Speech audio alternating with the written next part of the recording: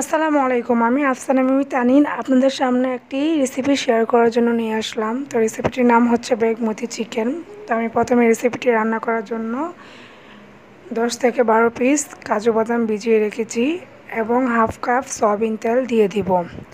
তেলটা গরম হয়ে আসলে আমি এখানে 6 থেকে 7টি এলাচ দিয়ে দিব। এলাচটা আমি আলামি দিয়ে দিব, আস্ত দিয়ে দিব, যেন ফাটিয়ে দিব না। অনেকে ফাটিয়ে দেয়, কিন্তু এটার মধ্যে আমি ফাটিয়ে দিব না।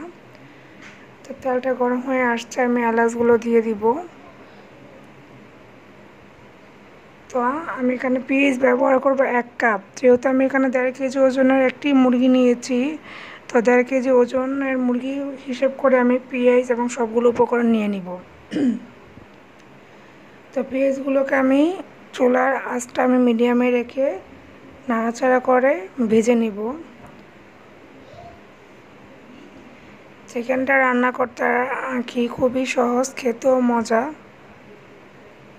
আমার আজকে রান্না করতে খুব দেরি হয়ে গিয়েছে, প্রায় দুপুর 12টার দিকে আমি রান্না করতে আসছি। সিলিন্ডার গ্যাস শেষ হয়ে গিয়েছিল, তো গ্যাসের বোতল এনে তারপর আমি রান্না চড়িয়েছি চুলায়। তো এখন আমি স্বাদ মতো লবণ দিয়ে দিব, কারণ পেঁয়াজের সাথে লবণটা দিলে পেঁয়াজটা একটু নরম হয়, গলতে তাড়াতাড়ি পেঁয়াজটা গলায়।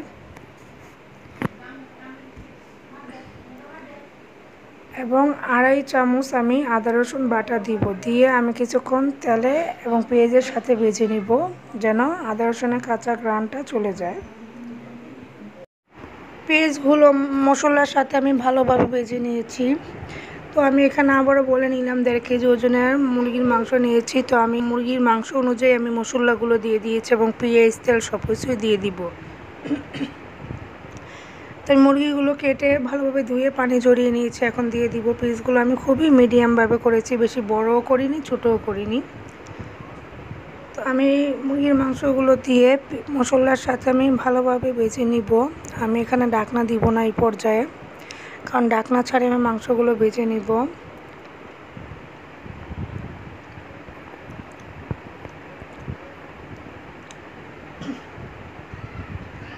তো তাহসিনা এসে বারবার ডাকাডাকি করতেছে, ওকে গোসল করিয়ে দিতে হবে। তো আমি তো আবারও বললাম আজকে রান্নাটা দেরি হয়ে গিয়েছে।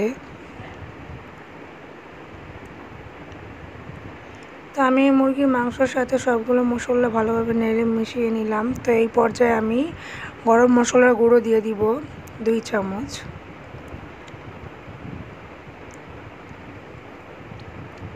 গরম মশলা দিয়ে আবারও ভালোভাবে আমি মুরগির মাংসের সাথে নেড়ে মিশিয়ে নিব।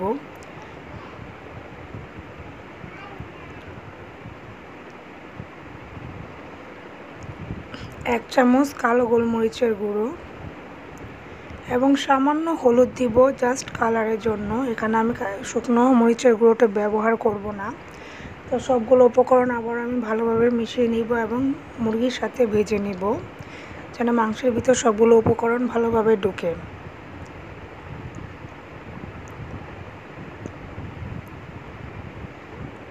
এটা আমি নাড়তেই থাকবো, যেন নিচে দিয়ে লেগে না যায়, কড়াইয়ের সাথে লেগে না যায়। তো এখানে কিন্তু অবশ্যই মরিচের গুঁড়োর পরিবর্তে কালো গোলমরিচের গুঁড়োটা দিতে হবে। তো ভিজিয়ে রাখা কাজু বাদামগুলো আমি ব্লেন্ডারে পেস্ট করে নিয়েছি এবং দিয়ে দিলাম, দিয়ে আরও কিছুক্ষণ মাংসগুলো ভেজে নিব। এখানে আমি মুরগির মাংসের পরিমাপ অনুযায়ী ধনিয়া পাতা এবং পেঁয়াজ পাতা, 15 থেকে 16টি কাঁচামরিচ এই ফুটানো পানিতে দিয়ে দিব, দিয়ে জাস্ট 1 মিনিট আমি সিদ্ধ করে নিব। তো আমি আগে থেকে একটা বলে ঠান্ডা পানি নিয়েছি এবং তার উপর বরফ কুচি দিয়ে দিয়েছি। এখানে আমি 1 মিনিট সিদ্ধ করে নেওয়ার পর সবগুলো উঠিয়ে ঠান্ডা পানির মধ্যে দিয়ে দিব। পানিটা কিন্তু অবশ্যই ঠান্ডা পানি হতে হবে, নয়তো কালারটা আসবে না।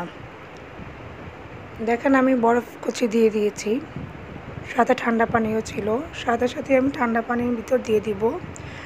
তো ঠান্ডা পানির মধ্যে কিছুক্ষণ রেখে পানির সাথে পানিগুলো ছেঁকে আমি সবগুলো ব্লেন্ডার করে নিব। তো আমার কালারটা অতটাই আসবে না, গ্রিন আসবে না, কারণ আমি এখানে ফুড কালারটা ব্যবহার করিনি। অনেকেই বলে যে এইগুলো দেওয়ার পরই কালার হয় না, এখানে ফুড কালারটা গ্রিন ফুড কালারটা ব্যবহার করা হয়, কিন্তু আমি করব না। তো আমি পানি দিয়ে দিলাম, হাফ কাপের মতো আমি গরম পানি দিয়ে দিলাম। মাংসটা যেন সিদ্ধ হয়, বেশি পরিমাণ দিব না। তো পানি দিয়ে আমি একটু ঢেকে দিব। এখন ঢাকনা উঠিয়ে আমি মাংসগুলোকে নেড়ে দিব, এবং আমি পাতাগুলো ধনিয়া পাতা এবং পেঁয়াজ পাতা কাঁচামরিচ একসাথে ব্লেন্ডার করে নিয়েছি, পরিমাণ মতো আমি দিয়ে দিব। সবগুলো দিব না, তাহলে জাল হয়ে যাবে। তো দিয়ে আমি মাংসের সাথে ভালোভাবে মিশিয়ে নিব। তো নেড়ে চেড়ে আমি ভালোভাবে মিশিয়ে নিচ্ছি।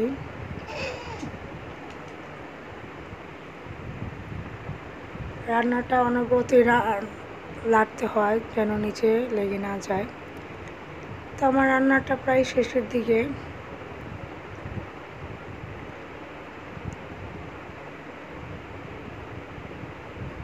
একটা আলাদা রকম টেস্ট পাওয়া যাবে। আপনারা অনেকেই রান্নাটা ট্রাই করে দেখতে পারেন, খুবই মজা হয়। তো দেখেন আমি এখানে কোনো প্রকার কালার ব্যবহার করিনি, সেজন্য আমার কালারটা কি এরকম এসেছে। অনেকেই আর কি সবুজ আসে, ওরা কালার ব্যবহার করে, আমি এখানে কালার ব্যবহার করিনি, কারণ আমার ছোটো বাচ্চা খাবে সেজন্যে।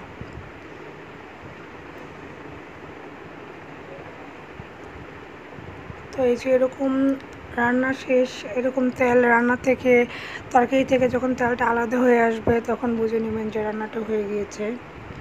তো আমার রান্নাটা প্রায় শেষ। এই যে রান্নার পরে এরকম হয়েছে তরকারির কালারটা। তো আজকে এই পর্যন্তই। সবাই বলে যাবেন রেসিপিটা কেমন হয়েছে। আল্লাহ হাফেজ।